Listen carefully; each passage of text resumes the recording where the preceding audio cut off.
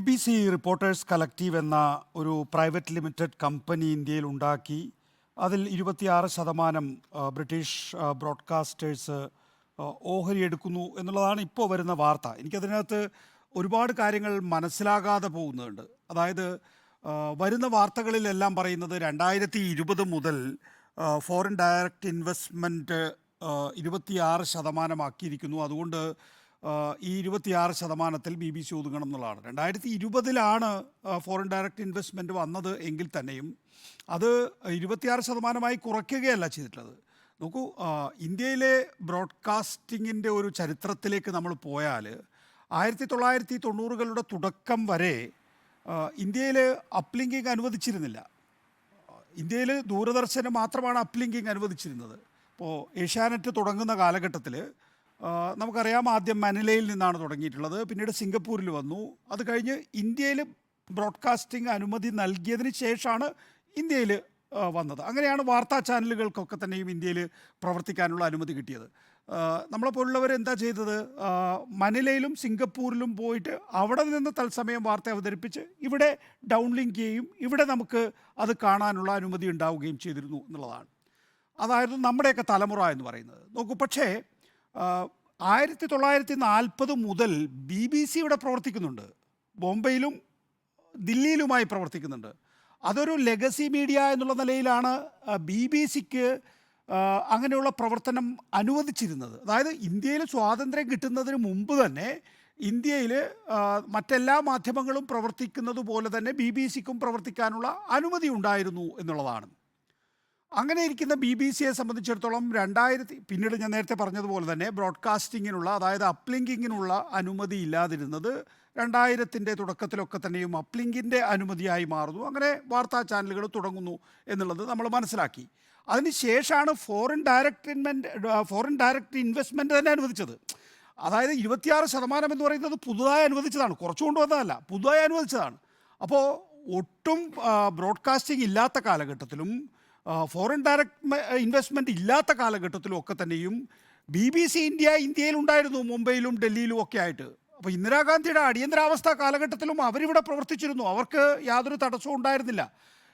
ബ്രിട്ടനിലെ BBC ബ്രോഡ്കാസ്റ്റേഴ്സിൽ ഉണ്ടായിരുന്ന സ്റ്റാഫിനേക്കാൾ തൊട്ടടുത്ത സ്റ്റാഫ്, അതായത് 200-ലധികം സ്റ്റാഫാണ് ഇന്ത്യയിലെ അവരുടെ കമ്പനിയിലുള്ളത്. അപ്പോൾ അത് കഴിഞ്ഞാൽ ബ്രിട്ടൻ കഴിഞ്ഞ സ്റ്റാഫുള്ള രാജ്യം എന്ന് പറയുന്നത് ഇന്ത്യയാണ്. അങ്ങനെ പ്രവർത്തിച്ചുകൊണ്ടിരുന്ന BBC-യാണ് 2023 ഫെബ്രുവരിയിൽ ഈ ഗുജറാത്ത് കലാപവുമായി ബന്ധപ്പെട്ട് മോദിയെ ബന്ധിപ്പിക്കുന്ന ഡോക്യുമെൻ്ററി വന്നതിന് ശേഷം ആദായ നികുതി വകുപ്പിൻ്റെ റെയ്ഡ് ദില്ലിയിലും മുംബൈയിലും നടക്കുന്നത്. അതിൻ്റെ അടിസ്ഥാനത്തിലാണ് ഇപ്പോൾ BBC ഇന്ത്യക്ക് പൂട്ടിപ്പോകേണ്ടി വരുന്നത്. എനിക്ക് കൺഫ്യൂഷൻ എന്ന് പറഞ്ഞതെന്ന് വെച്ചാൽ 1940 മുതൽ ഇവിടെ എല്ലാ സ്വാതന്ത്ര്യത്തോടു കൂടിയും പ്രവർത്തിക്കാൻ കഴിഞ്ഞിട്ടുള്ളൊരു സ്ഥാപനം ബ്രോഡ്കാസ്റ്റിംഗ് അനുമതി ഇല്ലാത്ത കാലഘട്ടത്തിൽ, അതായത് ഒരു ഇന്ത്യക്കാരനായ എനിക്ക് ഒരു ബ്രോഡ്കാസ്റ്റിംഗ് കമ്പനി തുടങ്ങി ഇവിടെ തത്സമയ സംപ്രേഷണം അനുവദിക്കാത്ത കാലഘട്ടത്തിലും BBC ഇവിടെ ഉണ്ടായിരുന്നു. നമ്മുടെ പ്രധാനപ്പെട്ട മാധ്യമമായിരുന്നു BBC. എല്ലാ കാലഘട്ടത്തിലും സർക്കാരുകളെ വിമർശിക്കാനുള്ള അനുമതി എപ്പോഴും BBC-ക്ക് ഉണ്ടായിരുന്നു എന്നുള്ളതാണ്. ആ കാലഘട്ടത്തിലുണ്ടായിരുന്നു. പിന്നീട് ഫോറിൻ ഡയറക്റ്റ് ഇൻവെസ്റ്റ്മെൻറ്റ് ഇല്ലാത്ത കാലഘട്ടത്തിലും BBC-ക്ക് ഇവിടെ പ്രവർത്തിക്കാൻ അനുമതി ലഭിച്ചിരുന്നു. ഇപ്പോൾ ഇവിടെ എന്താ പ്രശ്നം എന്ന് പറയുന്നത്, ഇപ്പോൾ 2023 ശേഷം ഞാൻ മനസ്സിലാക്കുന്നത് BBC-ക്ക് ഒരുപാട് നോട്ടീസുകൾ പോവാണ്. ഇപ്പോൾ BBC ഇന്ത്യ എന്ന് പറയുന്ന കമ്പനിയെ സംബന്ധിച്ചിടത്തോളം ഇതിൻ്റെ 99.99% ബ്രിട്ടീഷ് ബ്രോഡ്കാസ്റ്റർക്കാണ് ഉണ്ടായിരുന്നത്, അതിൻ്റെ ഉടമസ്ഥാവകാശം. അപ്പോൾ ഇവിടെ ഉണ്ടാകുന്ന ഓരോ വാർത്തയുടെയും നോട്ടീസ് നേരെ പോകുന്നത് ബ്രിട്ടീഷ് ബ്രോഡ്കാസ്റ്റർക്കാണ്. അപ്പോൾ അയാളെ സംബന്ധിച്ചിടത്തോളം, അവിടെ ഇരിക്കുന്ന സായിപ്പിനെ സംബന്ധിച്ചിടത്തോളം നോട്ടീസുകൾ കൊണ്ട് പ്രളയമായിരിക്കും. അയാൾക്ക് അവിടെ ഇരിക്കപ്പുറത്തി ഉണ്ടാവില്ല. അയാൾ നോക്കുമ്പോൾ ഒരു ദിവസം ഒരു നോട്ടീസ് വരുന്നു, വേറൊരു ദിവസം വേറൊരു നോട്ടീസ് വരുന്നു, അടുത്ത ദിവസം വേറൊരു നോട്ടീസ് വരുന്നു എന്നുള്ള നിലയിലേക്ക് അയാളുടെ ജീവിതം മുന്നോട്ട് പോകാത്ത വിധത്തിലാക്കി കഴിഞ്ഞിട്ടുണ്ടാകണം ഇന്ത്യയുടെ ഭരണകൂടം. നോക്കൂ, MF ഹുസൈൻ നമുക്കറിയാവുന്നതുപോലെ MF ഹുസൈൻ എന്തിനാണ് ഖത്തറിൽ പോയി ജീവിച്ചത് അവസാന കാലഘട്ടത്തിൽ? ഇവിടെ ഒരു വിദൂര ദേശത്ത് നിന്ന് വരുന്ന നോട്ടീസ് ഏതെങ്കിലും ഒരു കോടതിയിൽ അയാൾ അപ്പിയർ ചെയ്ത് കഴിഞ്ഞാൽ ഏത് ജയിലിലാണ് പിടിച്ചിടുക എന്ന് അറിയാൻ കഴിയാത്തത് കൊണ്ടും അദ്ദേഹത്തിൻ്റെ അവസാന കാലഘട്ടത്തിൽ ജയിലിൽ കിടന്ന് മരിക്കേണ്ടതില്ല എന്നുള്ളത് കൊണ്ട് പോയി ഒരുപക്ഷെ ലോകം കണ്ട ഏറ്റവും മഹാനായ ചിത്രകാരന്മാരിൽ ഒരാളായിട്ടുള്ള MF ഹുസൈന് അവസാനം ഖത്തറിൽ പോയി മരിക്കേണ്ടി വന്നു എന്നുള്ളത് നമ്മൾ കണ്ടിട്ടുള്ളതാണ്. ഇവിടെ ഒരു BBC-യുടെ തലപ്പത്തുള്ള സായിപ്പന്മാരെ സംബന്ധിച്ചിടത്തോളം ഇന്ത്യയിൽ നിന്ന് വരുന്ന നോട്ടീസ് അതിൻ്റെ ഒരു നിയമപരമായ പ്രത്യാഘാതം ഭയന്നായിരിക്കണം ഒരുപക്ഷെ BBC ബ്രോഡ്കാസ്റ്റേഴ്സ് എന്ന് പറയുന്ന ബ്രിട്ടീഷ് കമ്പനിയിൽ നിന്ന് സ്വാഭാവികമായി ഇന്ത്യയെ മോചിപ്പിച്ചിട്ടുണ്ടാവുക. 26% ഓഹരി മാത്രം എടുത്ത് റിപ്പോർട്ടേഴ്സ് കളക്റ്റീവ് എന്ന പ്രൈവറ്റ് ലിമിറ്റഡ് കമ്പനി ഇന്ത്യയിൽ തുടങ്ങട്ടെ എന്ന് കരുതിയിട്ടുണ്ടാവുക എന്നുള്ളതാണ്. അപ്പോൾ നേരത്തെ ഒരു ലെഗസി മീഡിയ എന്നുള്ള നിലയിൽ 1940 മുതൽ പ്രവർത്തനം ആരംഭിച്ച് ഇന്ത്യയിലെ ഏറ്റവും കൂടുതൽ ജേർണലിസ്റ്റ് പങ്കാളിത്തമുള്ള ഒരു രണ്ടാമത്തെ ഭൂവിഭാഗം എന്നുള്ള നിലയിൽ ഇന്ത്യയെ കണ്ട് ഇന്ത്യയിലെ ഏറ്റവും പ്രധാനപ്പെട്ട ബ്രേക്കിംഗ് വാർത്തകളെല്ലാം തന്നെയും BBC-യിലൂടെയാണ് നമ്മൾ കണ്ടിട്ടുള്ളത് അല്ലേ. ഇന്ത്യയിൽ ബ്രോഡ്കാസ്റ്റേഴ്സ് തുടങ്ങിയതിന് ശേഷം ഇപ്പോൾ ശരിയാണ്, ബാബറി മസ്ജിദിൻ്റെ ഒന്നും കാലഘട്ടത്തിൽ സ്വകാര്യ ബ്രോഡ്കാസ്റ്റേഴ്സ് ഉണ്ടായിരുന്നില്ല. നമ്മൾ ദൂരദർശനിൽ പിന്നീടാണത് തകർന്നു വീഴുന്നതിൻ്റെ ദൃശ്യങ്ങൾ വാർത്തയിലൂടെ കണ്ടിരുന്നത്. പക്ഷേ BBC അത് തത്സമയം സംപ്രേഷണം ചെയ്യുകയൊക്കെ ചെയ്തിരുന്നു. നമ്മൾ ആദ്യം കണ്ടത് BBC-യിലൂടെയാണ് എന്നുള്ളത് നമ്മൾ മനസ്സിലാക്കണം. ഇവിടെ എന്താ സംഭവിക്കുന്നത്? ഇപ്പോൾ ശ്രീ ഉണ്ണി ബാലകൃഷ്ണനും അവരോടും സ്മൃതിയും ഒക്കെ തന്നെയും ഇന്ത്യയിലെ ഒരു മാധ്യമ പ്രവർത്തനത്തിൻ്റെ അവസ്ഥയെക്കുറിച്ച് പറഞ്ഞു കഴിഞ്ഞിരിക്കുന്നു എന്നുള്ളതാണ്. നോക്കൂ, നമ്മുടെ ഒരു ഈ മാധ്യമ ജീവിതം എന്ന് പറയുന്നത്, ഇപ്പം ഞാൻ 1996 എൻ്റെ വിദ്യാഭ്യാസം പൂർത്തിയാക്കി ഞാനൊരു ക്യാമ്പസ് ഇൻ്റർവ്യൂയിലൂടെ ഒരു ടെലിവിഷൻ ചാനലിലേക്ക് വരുമ്പോൾ ഞാൻ അന്ന് കണ്ട ഏറ്റവും പ്രധാനപ്പെട്ട ഒരു വിപ്ലവം നടക്കുന്ന ഇടം എന്ന് പറയുന്നത് ഒരു മാധ്യമ പ്രവർത്തന ഇടമായിരുന്നു. ഉണ്ണി എനിക്ക് തോന്നുന്നു അതിനേക്കാൾ ഒരു 3 വർഷം മുമ്പ് മാധ്യമ പ്രവർത്തനത്തിൽ വന്ന ആൾ. നമ്മൾക്ക് ഒരു രാഷ്ട്രീയ പ്രവർത്തനത്തിലൊക്കെ കിട്ടുന്നതിനേക്കാൾ കൂടുതൽ ആത്മസംതൃപ്തി കിട്ടുന്ന ഒരു മേഖലയായി മാറിയിരിക്കുന്നു. കാരണം അനിയന്ത്രിതമായ സ്വാതന്ത്ര്യം എന്ന് കണ്ടിട്ടാണ് നമ്മൾ വരുന്നത് അല്ലേ. ആ ഘട്ടത്തിൽ പ്രത്യേകിച്ച് ദൃശ്യമാധ്യമങ്ങളിൽ ഉണ്ണി കലാകൗമുദിയിൽ നിന്നാണ് വരുന്നത്, ഞാൻ നേരെ ക്യാമ്പസിൽ നിന്നാണ് വരുന്നത്. അനിയന്ത്രിതമായ സ്വാതന്ത്ര്യം നമ്മൾ കാണുന്നത് എന്താണ്? ഈ NDTV ഒന്നും അന്ന് ഉണ്ടായിട്ടില്ല. പക്ഷേ ദൂരദർശനിലൊരു സ്ലോട്ട് എടുത്തുകൊണ്ട് ദ വേൾഡ് ദിസ് വീക്കിലൂടെ ഈ ജർമ്മൻ മതിലിൽ അപ്പൻ മേനോൻ ഇടിഞ്ഞു വീണ കല്ലെടുത്ത് ഇങ്ങനെ ഉയർത്തി കാണിച്ച് റിപ്പോർട്ട് ചെയ്യുന്നതൊക്കെയായിരുന്നു നമ്മളെയൊക്കെ, എൻ്റെ തലമുറയെ ആവേശഭരിതമാക്കിയിരുന്നത്. ഞാനൊരു പൊളിറ്റിക്കലായിട്ടുള്ള ഫാമിലിയിൽ നിന്ന് വരുന്നത്, എനിക്ക് സംബന്ധിച്ചോളം സ്വാഭാവികമായ എൻട്രി രാഷ്ട്രീയത്തിലാണ്. പക്ഷേ ആ രാഷ്ട്രീയത്തിൽ നമുക്ക് ഉണ്ടാക്കാൻ കഴിയുന്നതിനേക്കാൾ ആത്മവിശ്വാസം നമുക്ക് കുറെ കൂടി സ്വാതന്ത്ര്യം ഈ പറയുന്ന മേഖലയിലാണെന്ന് കണ്ടിട്ടാണ്. പക്ഷേ നോക്കൂ, 96 മുതൽ ഈ 2024 വരെ എത്തുന്ന കാലഘട്ടത്തിൽ ഇപ്പോൾ യഥാർത്ഥത്തിൽ ദേശീയ മാധ്യമം എന്ന് പറഞ്ഞ് അപ്പോൾ ഇത് കേൾക്കുന്ന സ്വാഭാവികമായും BJP അനുഭാവികളായിട്ടുള്ള ആളുകൾ നോക്കുന്നുണ്ട്. അപ്പം നിങ്ങൾക്കിത് പറയാനുള്ള സ്വാതന്ത്ര്യമുണ്ട്. നമുക്ക് പറയാനുള്ള സ്വാതന്ത്ര്യം എന്ന് പറഞ്ഞാൽ ചെറിയ ഭാഷകളിൽ മാത്രമാണ് ഇന്ന് ഈ സ്വാതന്ത്ര്യം ഉള്ളത്.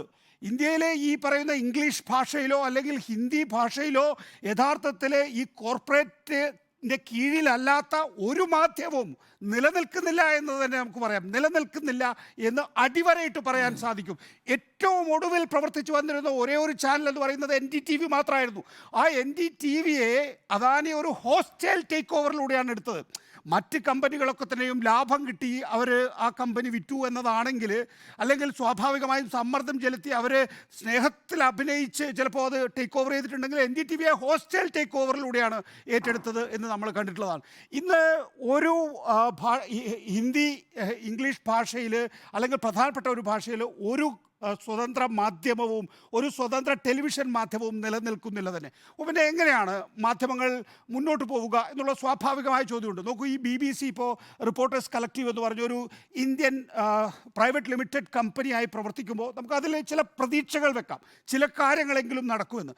അവിടെ ഒരു കാര്യം കൂടി എനിക്ക് കൂട്ടിച്ചേർക്കാനുണ്ട്. അതായത് എന്തുകൊണ്ടാണ് BBC-യുടെ നരേന്ദ്രമോദി ഡോക്യുമെൻ്ററി 2023 ഫെബ്രുവരി ആ മാസം അത് വന്നതിന് ശേഷം അത് ലോകത്ത് വലിയ നിലയിൽ ചർച്ചയായിട്ടില്ല. നമ്മൾ ഇന്ത്യയിൽ അത് വലിയ വിഷയമായി ഉയർത്തിപ്പിടിച്ചുവെങ്കിൽ പോലും അമേരിക്കയോ അല്ലെങ്കിൽ ഈ പറയുന്ന പാശ്ചാത്യ രാജ്യങ്ങളോ അത് വലിയ ചർച്ചയായിട്ടില്ല. ആ ഘട്ടത്തിലാണ് നമ്മൾ കാണേണ്ടത് എയർബസിൻ്റെയും ഇൻഡിഗോയുടെയും പർച്ചേസ് ആ സമയത്ത് നരേന്ദ്രമോദി അമേരിക്കയിലും യൂറോപ്പിലും പോയി നടത്തിയിരുന്നു. അപ്പോൾ അന്ന് ടാറ്റയ്ക്ക് വിറ്റ് കഴിഞ്ഞിരിക്കുന്നു എയർ ഇന്ത്യ. അതുപോലെ തന്നെ ഇൻഡിഗോ എന്ന് പറയുന്നത് പ്യുവർലി ഒരു പ്രൈവറ്റ് കമ്പനിയാണ്. പക്ഷേ നരേന്ദ്രമോദിയാണ് അവിടെ ചെന്നിട്ട് എയർബസ്സുകൾ വാങ്ങുന്നത്, വലിയ വലിയ ഫ്ലൈറ്റുകൾ വാങ്ങി ഈ കമ്പനികൾക്ക് കൊടുക്കുന്നത്. അപ്പോൾ ഈ വിശ്വഗുരു എന്ന് പറയുന്ന ഒരു ടാഗ് യഥാർത്ഥത്തിൽ നരേന്ദ്രമോദി ഉണ്ടാക്കിയിരിക്കുന്നത് ഇവരുടെയൊക്കെ ഈ മാർക്കറ്റ് വെച്ച് വായടച്ചുകൊണ്ടാണ്. അപ്പോൾ 2023 നരേന്ദ്രമോദിയുടെ ഡോക്യുമെൻ്ററി BBC പ്രദർശിപ്പിക്കുന്നതിനെതിരെ നിലപാടെടുക്കുക മാത്രമല്ല ചെയ്തിട്ടുള്ളത്, അത് ഇന്ത്യയിൽ കാണിക്കില്ല എന്ന് മാത്രമല്ല ചെയ്തിട്ടുള്ളത്, സാമൂഹ്യ മാധ്യമങ്ങളിൽ ആ ഡോക്യുമെൻ്ററി ഇല്ല എന്ന് ഉറപ്പുവരുത്തുക കൂടി ചെയ്തിട്ടുണ്ട്. ആ സാമൂഹ്യ മാധ്യമങ്ങളില്ല എന്ന് ഉറപ്പുവരുത്തുക മാത്രമല്ല, ലോകരാജ്യങ്ങളാരും അതിനെതിരെ പ്രതികരിച്ചിട്ടില്ല എന്നുകൂടി നരേന്ദ്രമോദി ഉറപ്പുവരുത്തിയിട്ടുണ്ട്. ആ നിലയിലുള്ള വളരെ ടാക്റ്റിക്കലായിട്ടുള്ള ഇടപെടലാണ് നടത്തിയിട്ടുള്ളത്. ജേർണലിസത്തിൻ്റെ ഭാവി എന്ന് പറയുന്നത് ഇനിയിപ്പോൾ ദൃശ്യമാധ്യമങ്ങളിലൊന്നും അല്ല എന്ന് വിശ്വസിക്കുന്ന ആളാണ് ഞാൻ. നമുക്കൊക്കെ സ്വാഭാവികമായിട്ടും നമ്മുടെയൊക്കെ കാലം അവസാനിക്കുന്നവരെ ഈ തരത്തിൽ പറയാനും മിണ്ടാനും ഒക്കെ കഴിയുമോ എന്ന് എനിക്കറിയില്ല, ഉറപ്പില്ല. പക്ഷേ എങ്കിൽ പോലും നമ്മൾ ഏറ്റവും ഒടുവിൽ കണ്ട ഏറ്റവും വലിയ അഴിമതി, ലോകത്തിലെ തന്നെ ഏറ്റവും വലിയ അഴിമതിയായിട്ടുള്ള ഈ ഇലക്ട്രൽ ബോണ്ട് പുറത്തു വന്നിട്ടുള്ളതൊന്നും ദൃശ്യമാധ്യമങ്ങളിലൂടെയല്ല. ശരിയാണ്, നമുക്കൊക്കെ ചർച്ച ചെയ്യാനുള്ള സൗകര്യം കിട്ടിയിട്ടുണ്ട്, നമ്മളെയൊക്കെ അനുവദിച്ചിട്ടുണ്ട് അത്തരം ചർച്ചകൾ നടത്താൻ. അതിനപ്പുറത്തേക്ക് ഇപ്പോൾ ദ വയർ നേരത്തെ ചൂണ്ടിക്കാണിച്ച പോലെ ദ വയർ ആയിക്കോട്ടെ, ന്യൂസ് മിനിറ്റ്, നമ്മുടെ ഇന്ത്യ വിഷനിലൂടെ തുടങ്ങിയ ധന്യ രാജേന്ദ്രനാണ് ന്യൂസ് മിനിറ്റിൻ്റെ എഡിറ്റർ ഇൻ ചീഫ്. ധന്യയൊക്കെ ഉണ്ടാക്കിയിട്ടുള്ള 25 ജേർണലിസ്റ്റുകളുടെ ഒരു റിപ്പോർട്ടേഴ്സ് കളക്റ്റീവ് ഉണ്ട്. ആ റിപ്പോർട്ടേഴ്സ് കളക്റ്റീവ് ഒരുപാട് കാര്യങ്ങൾ പുറത്തു കൊണ്ടുവന്നിരിക്കുന്നു എന്നുള്ളതാണ്. അപ്പോൾ ആ നിലയിലുള്ള ജേർണലിസ്റ്റുകളുടെ കൂട്ടായ്മ, ചില സിംഗിൾ ജേർണലിസ്റ്റുകൾ നടത്തുന്ന യൂട്യൂബ് ചാനലുകൾ, ചില ചെറിയ ചെറിയ മാധ്യമ സ്ഥാപനങ്ങൾ, ഇവയൊക്കെയാണ് യഥാർത്ഥത്തിൽ ഈ പറയുന്ന മാധ്യമത്തിൻ്റെ ഒരു ധർമ്മമുണ്ടല്ലോ, ആ ധർമ്മം ഒരു പരിധിവരെയെങ്കിലും നിർവഹിച്ചു കൊണ്ടിരിക്കുന്നത് എന്നുള്ളതാണ്. അപ്പോൾ BBC-ക്ക് നിയന്ത്രണം ഏർപ്പെടുത്തിയാൽ പോലും പുതിയ മാധ്യമ ശൃംഖലകൾ വരുന്നു എന്നുള്ളത്, അതിൻ്റെ മാധ്യമ ലോകത്തിൻ്റെ ശിഖരങ്ങൾ പുതുതായി പൊടിച്ചു തുടങ്ങിയിരിക്കുന്നു, പുതുതായി രൂപമെടുത്തു തുടങ്ങിയിരിക്കുന്നു എന്നുള്ളതാണ്. അതുകൊണ്ട് മാധ്യമങ്ങളില്ലാത്തൊരു ലോകത്തെ സൃഷ്ടിക്കാനൊന്നും യഥാർത്ഥത്തിൽ നരേന്ദ്രമോദിക്ക് കഴിയുമെന്ന് ഞാൻ വിചാരിക്കുന്നില്ല. അത് അസാധ്യമാണ്. പക്ഷേ അതിന് ചിലപ്പോൾ അതിൻ്റെ ഒരു പക്വത കൈവരിക്കാൻ, അതിനൊരു കുറച്ചുകൂടിയൊക്കെ വളർച്ച കൈവരിക്കാൻ ഒരുപാട് സമയം എടുത്തേക്കാമായിരിക്കും. പക്ഷേ ഇവിടെ ഇപ്പോൾ നമ്മൾ വേറൊരു കാര്യം കാണേണ്ടത് BBC-യുടെ കാര്യത്തിനകത്ത്, BBC ഇപ്പോൾ നമ്മുടെയൊക്കെ വീട്ടിൽ കിട്ടുന്നുണ്ടോ?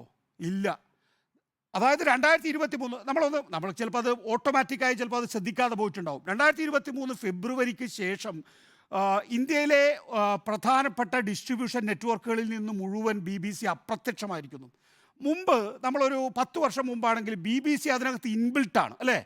ഏത് ടെലിവിഷൻ കേബിൾ നെറ്റ്വർക്ക് നമ്മൾ എടുത്തു കഴിഞ്ഞാലും BBC അതിനകത്ത് ഉണ്ടാവും. നമുക്ക് BBC കാണാം. നമ്മളിതാ ഇത് കേൾക്കുന്ന പ്രേക്ഷകരായിക്കോട്ടെ, ഞാനായിക്കൊള്ളട്ടെ, വീട്ടിൽ ചെന്നിട്ട് നിങ്ങളുടെ കേബിൾ നെറ്റ്വർക്കുകളിൽ BBC ഉണ്ടോ നോക്കി കഴിഞ്ഞ് കഴിഞ്ഞാൽ, ഇപ്പോൾ കേരള വിഷൻ പോലെ വളരെ ജനാധിപത്യപരമായി പ്രവർത്തിക്കുന്ന കേബിൾ നെറ്റ്വർക്കുകളിലൊക്കെ ഉണ്ടായിരിക്കും. അതല്ലാതെ നരേന്ദ്രമോദിയുടെ ഓച്ചാരം വാങ്ങി ജീവിക്കുന്നവർക്കൊന്നും ഇത് കാണിക്കാൻ ഒരു താല്പര്യമില്ല, കാണിക്കാറുമില്ല എന്നുള്ളതാണ്. അതുകൊണ്ട് BBC-ക്ക് എന്ത് ചെയ്യാൻ സാധിക്കുമെന്നല്ല, പക്ഷേ പുതിയ ശിഖരങ്ങൾ പൊടിച്ചു തുടങ്ങിയിരിക്കും. നമുക്ക് അടുത്ത ഘട്ടം